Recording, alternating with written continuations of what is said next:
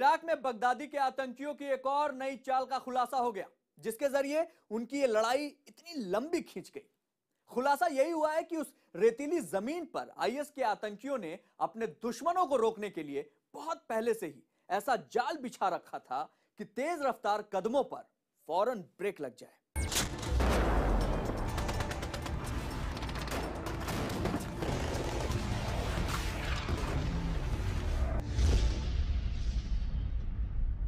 सामने आ गया आईएसआईएस का एक और खौफनाक सच।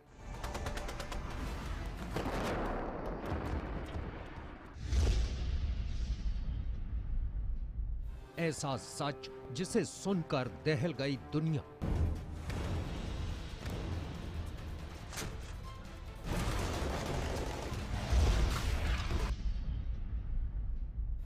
बगदादी का प्लान सी।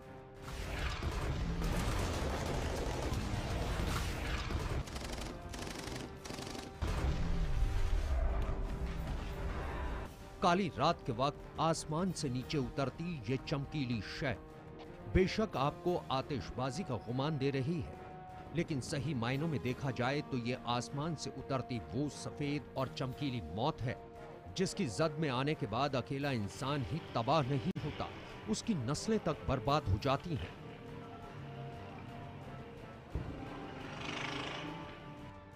ये तबाही का वो हथियार है जिसे परमाणु हथियार के बाद इंसानियत के लिहाज से सबसे खतरनाक हथियार माना जाता है। और ये माना जाता है कि हुकूमत पाने के लिए बेशक लाखों टन बारूद आग की चिंगारी से उड़ाकर दुश्मन को पूरी तरह से उखाड़ फेंकने का दाव आजमा लिया जाता हो, लेकिन ऐसे हथियारों को इस्तेमाल करने से आमतौर पर परहेज ही रखा जाता है।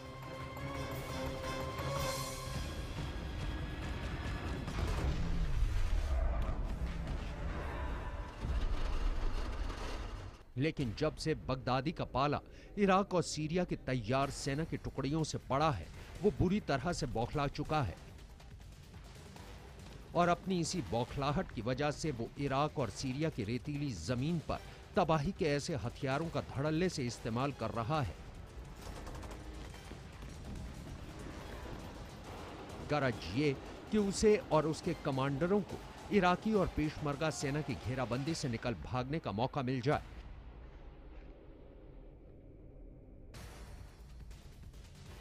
इलाका तबाह होता हो तो होता रहे। यह खुलासा अमेरिका की खुफिया एजेंसी CIA ने अपनी ताजा रिपोर्ट में किया है। रिपोर्ट का खुलासा कहता है कि आतंकी संगठन इस्लामिक स्टेट ने न सिर्फ इराक और सीरिया की जमीन पर रासायनिक हथियारों का इस्तेमाल किया, बल्कि दुनिया का सबसे ताकतवर आतंकी संगठन इस तरह के खतरनाक हथियार बनाने की क्षमता भी रखता है।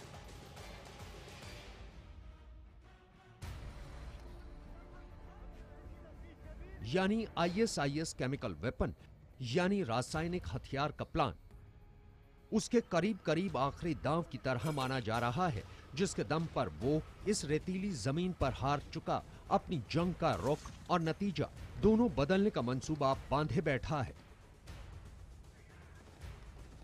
CIA के डायरेक्टर जॉन ब्रेनन ने खुलासा किया है कि इस्लामिक स्टेट अब तक दर्जनों बार रासायनिक हथियारों का इस्तेमाल कर चुका है, जिसके सबूत भी मिल चुके हैं। खुलासा यही है कि रासायनिक हथियार के तौर पर यह आतंकी क्लोरीन और मस्टर्ड गैस बनाने की ताकत रखते हैं। बेशक इसकी तादाद बहुत ज्यादा नहीं है, लेकिन इस बात को लेकर इस पूरे इलाके में चिंता बहुत है। इस जंग के मैदान पर नजर रखने वाली तमाम एजेंसियों में से एक लंदन की एजेंसी IEHS से जोड़ घटाना और गुणा भाग को सही माने तो ISIS के अब तक के सबसे तगड़े 52 हमलों में से 19 हमले ऐसे थे जिनमें रासायनिक हथियारों का इस्तेमाल किया गया।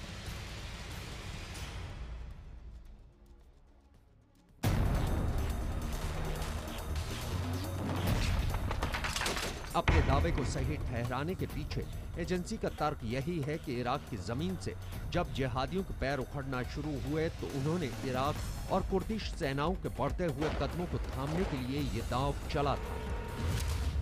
यानी इराकी सेना के शिकंजे से बचने के लिए बगदादी ने अपना प्लान सी यानी केमिकल हथियारों का इस्तेमाल करने को अमल में लाया है। एजेंसी की गणना यही कहती है कि बारूदी धमाकों के बीच में न जाने कितनी बार बगदादी के लड़ाकों ने मोसुल की जमीन को रासायनिक हथियारों के धुएं से और भी ज्यादा जहरीला बना दिया है। और करीब करीब ऐसा ही कुछ उसने रक्का की जमीन पर भी किया। सीरिया से भी बगदादी का वजूद करीब करीब खत्म होने वाला है। रूसी सेना ने सीरिया की जमीन पर एक तरह से बगदादी का जीना हराम कर दिया था। कुछ अर्सा पहले की ही बात है जब रूसी जंगी जहाजों ने आसमान से चमकदार फास्फोरस का हमला किया था।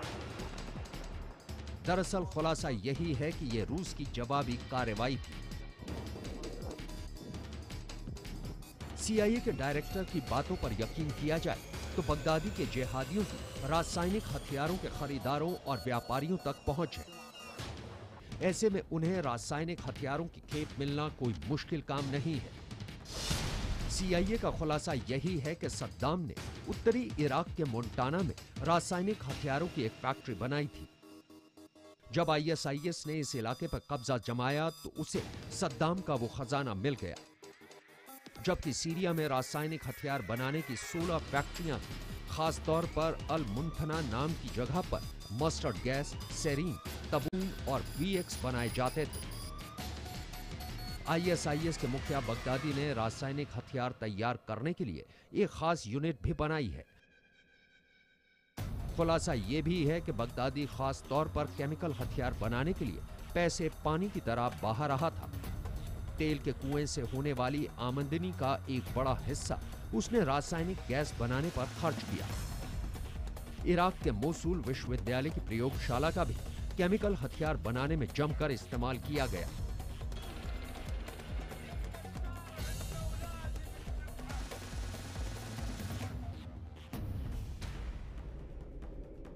बहरहाल अब बगदादी का सबसे खतरनाक प्लान सी जाहिर हो चुका है और इस खुलासे के बाद से ही इराकी सेना के कदम कुछ ठिठक से गए हैं। Bureau report, news 18 India.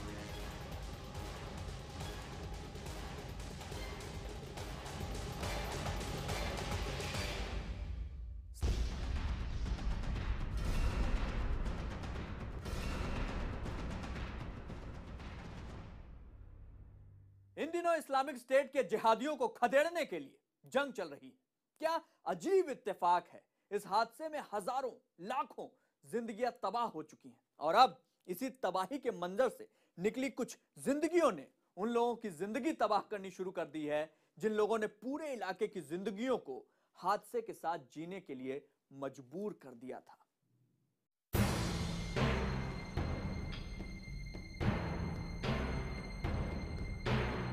ISIS के गढ़ में, आईएसआईएस के अस्पताल में टैंक, मशीन गन, AK-47 की तगड़ी सुरक्षा के साये में बेखौफ हैं चंद चेहरे, जिन्हें ना तो मौत का खौफ, ना आतंकियों का डर।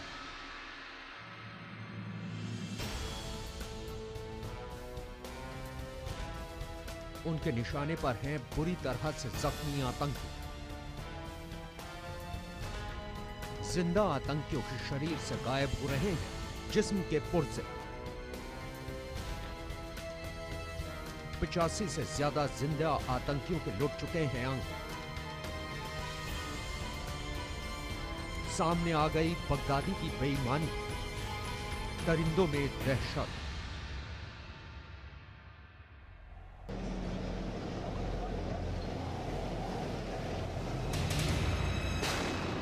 इन टैंक और तोपों की गड़गड़ाहट और बारूद से तबाह होते बड़े से बड़े रेतीले इलाके, टनों के हिसाब से आग और पीतल के खोखे उगलती ये लाइट मशीन गन्स और कैलिशनिकोव की बंदूकें, इन सब ने मिलकर बगदादी और उसके आतंकी टोली के पैरों से, जमीन और आंखों से नींद सब कुछ छीन ली है। लिहाजा अब अपने वजूद को बचाने के लिए इस्लामिक स्टेट के जिहादियों ने जो तरीका अख्तियार किया है उसे सुनकर दुनिया तो दहली ही बगदादी की बेईमानी का भी खुलासा हो गया। अब आईएसआईएस के आतंकी लड़ाके नहीं रह गए बल्कि चोर हो गए हैं, और वो भी ऐसी चीज के जिसे किसी भी इंसान से जीते जी छीन पाना आसान नहीं होता। वो है इंसानी जिस्म के जरूरी पुर्जे। जी हां, आपने ठीक सुना, हम इंसानी पुर्जों यानी किडनी, लीवर, आंखें और ऐसे वो जरूरी अंगों की बात कर रहे हैं जिन्हें इंसान के जिस्म से निकालकर दूसरे इंसान के जिस्म में लगाया जा सकता है।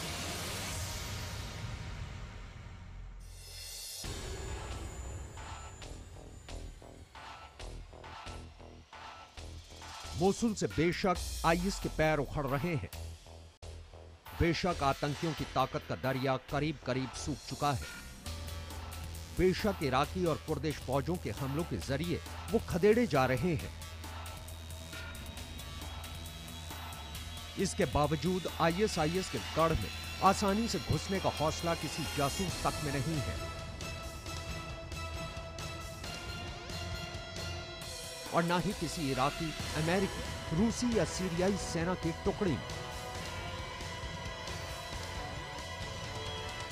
लेकिन उसी गढ़ में एक ऐसी टुकड़ी घुसकर आईएस के किले के अंदर रह रही है, आईएस की सुरक्षा के बीच सांसें ले रही है और उन्हीं के बीच रहकर अपना खूनी खेल खेल रही है।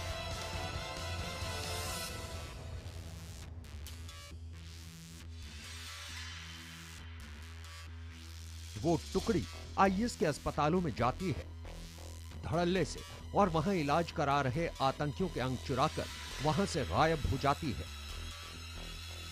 लेकिन आखिर ऐसा कौन और क्यों कर रहा है? आखिर वो कौन सी लड़ाकों की टुकड़ी है, कौन से देश की है, जिनके निशाने पर सिर्फ आईएस के वो आतंकी हैं जो जख्मी होकर अस्पताल में इलाज के लिए भर्ती हैं?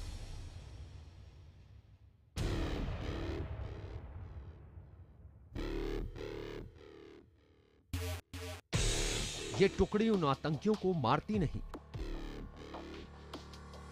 सिर्फ ऑपरेशन करके उनके अंग चुरा ले जाती है। सवाल उठता है कि आखिर क्या करते हैं वो उन हिस्सों का, जानकर किसी के भी होश उड़ जाएंगे। दरअसल वो खुद आईएस के आतंकी हैं। खुद आईएस अपने घायल लड़ाकों के जिस्म के अंग निकलवा रहा है, उन्हें बेदर्दी से बिस्तर पर मरने के लिए छोड़ रहा है। दूसरों के साथ दरिंदगी की इंतहा पार करने वाला आईएस अब अपनों की ही मौत का फरमान निकालेगा। यह खुद उन आतंकियों ने भी कभी नहीं सोचा था जो अब इसके शिकार बन रहे हैं। लेकिन यह सवाल अभी भी बना हुआ है कि आखिर वो ऐसा क्यों कर रहे हैं।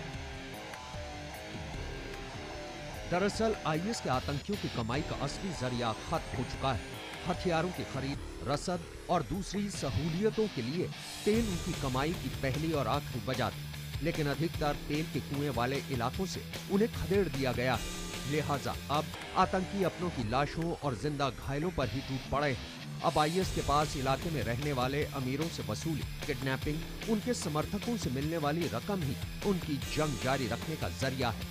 पैसों की कमी को पूरा करने के लिए आईएस आतंकियों की निगाहें इसलिए अब अपनों की ओर घूमी। जानवरों का जहन लिए इंसानी चोले में कैद इन आतंकियों के प्लान के मुताबिक अब ये अपने घायल साथियों के ही शरीर के अंग चुराते हैं और फिर माफियाओं के जरिए उन्हें सीरिया में बेच देते हैं।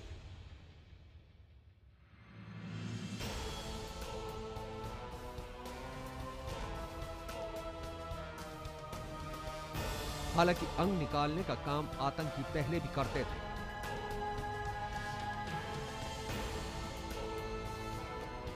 लेकिन पहले उनका शिकार सिर्फ वो लोग होते थे जो आतंकी नहीं थे। तब मकसद भी दूसरा था। पहले आतंकी जिंदा इंसानों के अंग जबरन निकाल लिया करते थे, और फिर उन्हें अपने घायल साथियों के शरीर में लगाते थे, जिनसे उनकी जान बचाई जा सके। लेकिन अब उनकी मेडिकल टीम अपने ही घायल साथियों का ऑपरेशन कर चोरी से उनके अंग निकाल रही है। Bureau report, news 18 India.